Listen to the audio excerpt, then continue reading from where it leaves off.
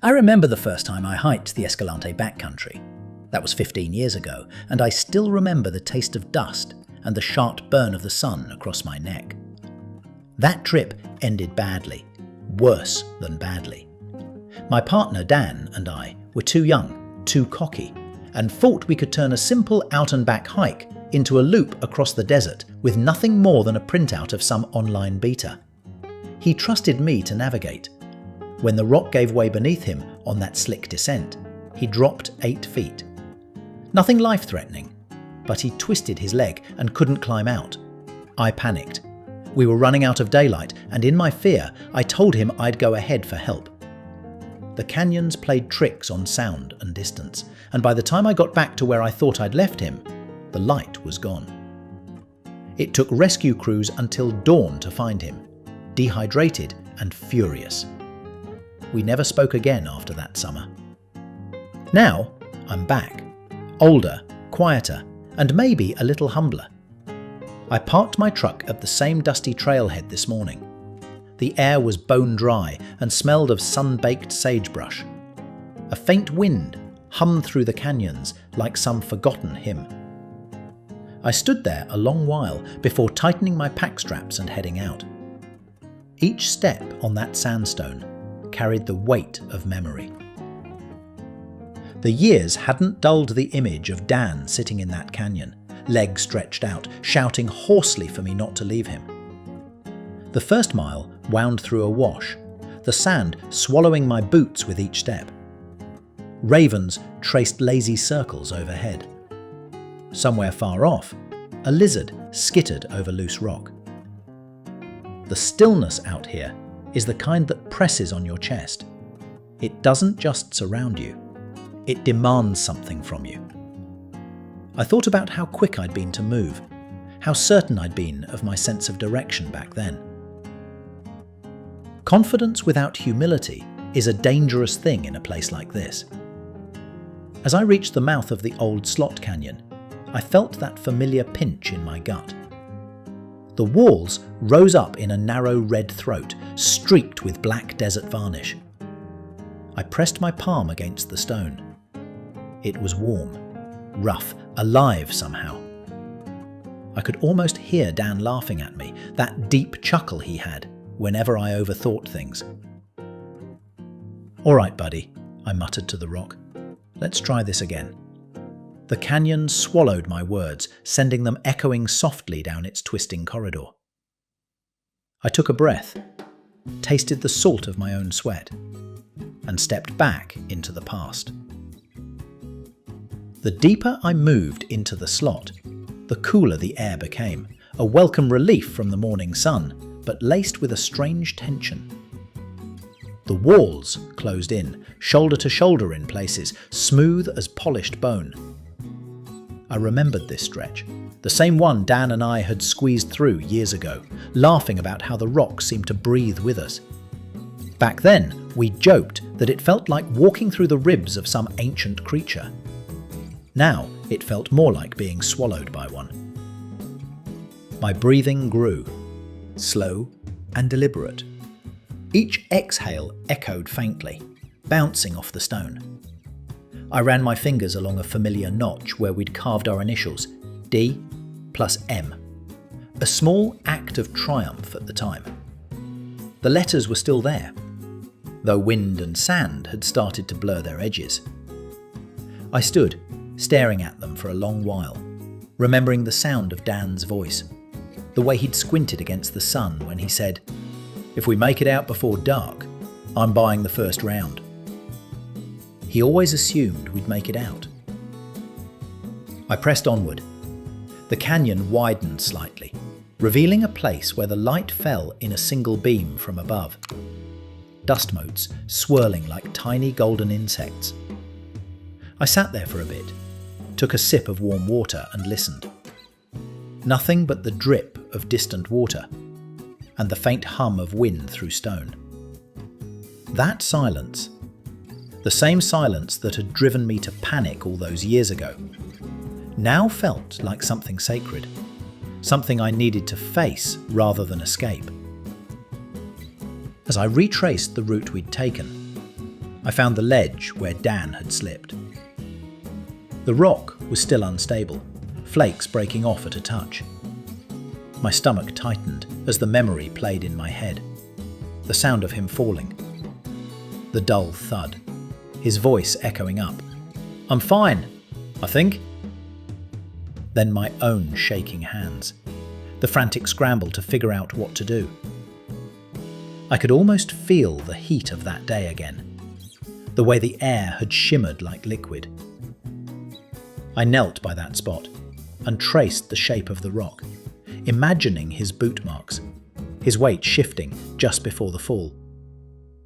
A small plant, some desert wildflower, had taken root in the crack now. Something fragile, thriving in a place of pain. Funny how the desert works that way. I found myself whispering an apology I'd never given voice to. I should have stayed. The words didn't echo. They just fell flat, absorbed by the canyon. Maybe that's how forgiveness works out here. It doesn't bounce back. It just settles into the dust. The light was starting to fade when I climbed out onto the desert floor again. I could see the old route across the slick rock, the same one we'd taken when things went wrong. I felt a strange pull to follow it, not to repeat the mistake, but to finish what we'd started. Somewhere beyond that stretch of stone lay the place I'd left a friend behind. And maybe, if I was lucky, the part of myself I'd been running from ever since. The sun was beginning its long descent when I stepped back onto the open slick rock, the sandstone glowing like hot embers under the lowering light. Every contour of the desert seemed sharper than I remembered. The distant mesas, the bleached bones of dead junipers, the wavering mirage on the horizon. I could almost convince myself that time had been standing still, waiting for me to return and finish what had been left undone.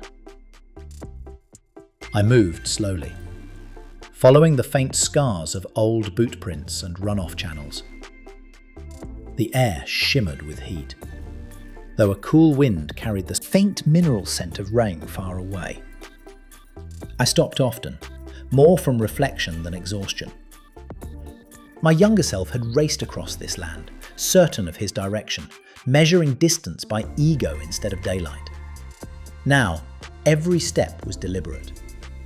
Every sound, the crunch of grit, the whisper of my pack straps, seemed to belong to a rhythm older than any map I'd ever read. I came to the rim of the drainage where we'd tried to descend that day. The memory hit me with startling clarity. Dan, standing just ahead, peering down. The canyon dropping steep and narrow below him. He'd said, "Looks doable if we hug the right side." I'd nodded without checking. I can still see the rock giving way, his arms pinwheeling, the thud and gasp that followed. I crouched there now, staring at the same drop. It wasn't sheer, but slick enough that a single wrong move could send someone sliding to the bottom. I felt my hands tremble. The desert wind hissed through the cracks like it was whispering his name. For a long while, I didn't move. I just listened. When I finally started descending, I moved with care, testing each foothold, keeping low, steadying myself against the sandstone. The heat of the rock seeped through my palms. It was like walking through a memory, every scrape and shift pulling me back to that desperate evening when I'd chosen to go for help instead of staying with him. Back then, the sky had turned purple with twilight, and I'd been terrified of being trapped in the dark. Now, the same sky stretched wide and forgiving above me. At the bottom, I found the patch of sand where we'd made a crude resting spot for him that night. An old indentation half filled by drifted dust. A part of me wanted to believe it was still marked by his shape. I knelt there and unpacked a small tin I'd carried the whole trip. Inside was a photo of us, sunburned, grinning, standing beside the truck before that ill-fated hike. I set it down in the sand and balanced a small cairn of flat stones over it. Nothing dramatic, just a quiet acknowledgement. The wind shifted and a raven called somewhere overhead. The sound echoed down the canyon walls like laughter. I found myself smiling. Maybe it was foolish, but I felt as if Dan would have laughed too. At the solemnity of it.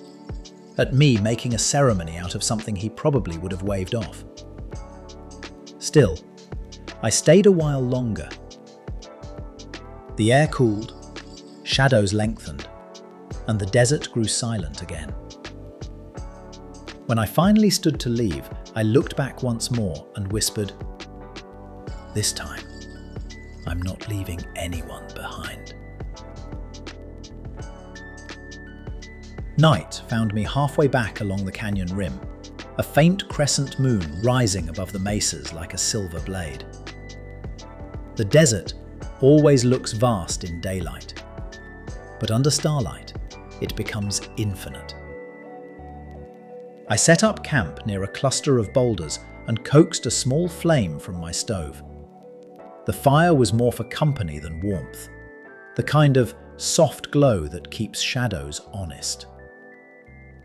I sat with my back against a rock and let the night sounds unfold. The sigh of wind through creosote, the dry rustle of something small moving in the brush, the distant yip of a coyote. That sound used to unnerve me when I was younger. It reminded me of how small I really was out here, how far from help. Now, it just felt right, like the desert was breathing, reminding me that solitude and loneliness weren't the same thing. I brewed a bit of tea, the steam mingling with the smoke, and watched the sparks drift upward until they vanished into the deep blue above. My thoughts turned to Dan again, not the accident, but the years before it.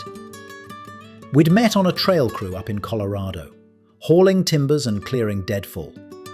He was the kind of guy who sang to himself while he worked, always off-key, always cheerful. We'd spent more nights than I could count, sitting around campfires just like this one, arguing about everything from baseball to philosophy. After the canyon incident, I carried the guilt like an extra weight in my pack. I told myself it was about making amends, but really, it was about proving I wasn't that same reckless kid anymore. I pulled out my journal and wrote a few lines by firelight. The words came slow but honest. Sometimes forgiveness isn't something you get. It's something you practice until you start to believe it. The ink pooled thick where my hand trembled. I closed the book and set it aside, letting the night fill the silence that followed. A faint wind moved across the sand then, warm and dry, carrying the smell of distant rain. Somewhere far off, thunder rumbled like a memory stirring. I smiled. Out here, storms move fast and vanish faster, just like regrets if you let them. I lay back on my sleeping pad, the stars sharp enough to hurt my eyes, and felt the weight of the years start to ease. Before sleep took me, I thought about what it meant to come back. Not to conquer the trail or prove anything to anyone, but simply to face it. Maybe we don't return to change the past. Maybe we come back so the past can finally stop chasing us. The last thing I remember before drifting off was the flicker of the dying fire, and the feeling that for the first time in a long while, the desert wasn't judging me. It was listening. Dawn came softly, painting the desert in strokes of rose and gold. I woke to the chill of the night still clinging to the air and the faint hiss of wind over the sand. My fire was long gone, just a circle of grey ash and the memory of warmth. For a while, I lay still, watching the first light touch the canyon walls, turning them the colour of old embers. It was strange. 15 years ago, this place had felt like punishment, a scar carved into the land. Now, it looked like something sacred. I broke camp slowly, careful not to leave a trace.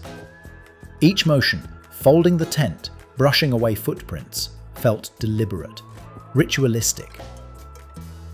When I slung my pack over my shoulders, it felt lighter than it had in days, though I hadn't eaten much of the food I brought. Maybe I'd set something else down in that canyon last night, something I'd been carrying far too long. The hike back toward the trailhead was quiet. The air was warming again, and the scent of sun-baked sage hung heavy around me. Every bend of the trail felt familiar, but not in the haunted way it once had. It was like walking through an old photograph. Same shapes, same shadows, yet softened by time. When I reached the overlook where you can see the canyons braid off into the horizon, I stopped and let the wind wash over me. Somewhere down there, beneath layers of stone and silence, was the spot where I'd left that little cairn for Dan. I wondered what he would have said about all this. Probably something like, "You always were too dramatic, man. Just hike and enjoy it." I smiled at the thought, then sat on a sun-warmed rock and pulled out my canteen. The water was tepid, but it tasted clean, grounding. As I drank, I realized that I didn't feel forgiven so much as accepted. Maybe the land doesn't forgive or condemn, it just endures, waiting for us to learn. When I finally reached my truck, the horizon was already shimmering with heat. I stowed my pack, but before climbing in, I turned back toward the trail one last time. The desert stretched endless and unbroken. And for the first time in years, I didn't feel the need to look over my shoulder. The weight of what had happened, of what I'd done, was still there, but it no longer defined the place, or me. I took a deep breath, the air thick with dust and sun, and whispered, "Thanks, Dan." Though I wasn't sure if I was thanking him, the canyon, or the silence itself. Then I started the long drive home, the tyres crunching over gravel, the trail shrinking in the rearview mirror until it was only light and heat and memory. Somewhere along that empty road, it hit me that maybe healing isn't a single moment of redemption. It's a long walk back through the places that once broke you, until the fear fades, and all that's left is understanding. And as the desert fell behind me, I realized, this time, I'd finally made it out.